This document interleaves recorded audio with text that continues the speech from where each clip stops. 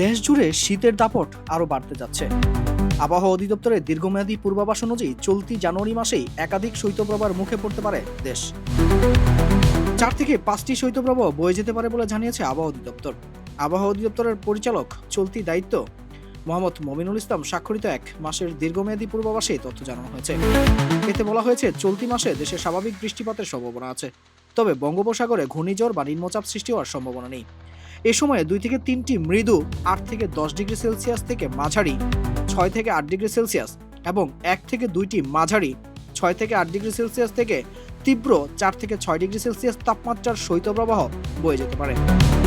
দিন ও রাতের তাপমাত্রা স্বাভাবিক থাকতে পারে বলেও জানানো হয়েছে।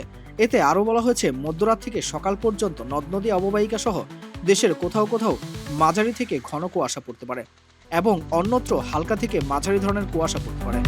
তবে কখনো কখনো কুয়াশা দুপুর পর্যন্ত স্থায়ী হতে পারে।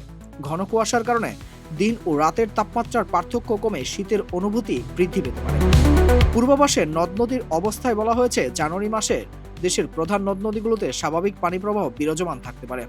কৃষি আবহাওয়ায় বলা হয়েছে, জানুয়ারি মাসে দেশের দৈনিক গড় বাষ্পীভবন 1.5 থেকে 3.5 মিলিমিটার এবং গড় সূর্যকিরণকাল 3 ঘন্টা 50 মিনিট থেকে 5 ঘন্টা 50 মিনিট থাকতে পারে। সব মিলিয়ে চলতি জানুয়ারি মাসে শৈত্যপ্রবাহ অব্যাহত থাকতে পারে বলে জানিয়েছে আবহাওয়া অধিদপ্তর।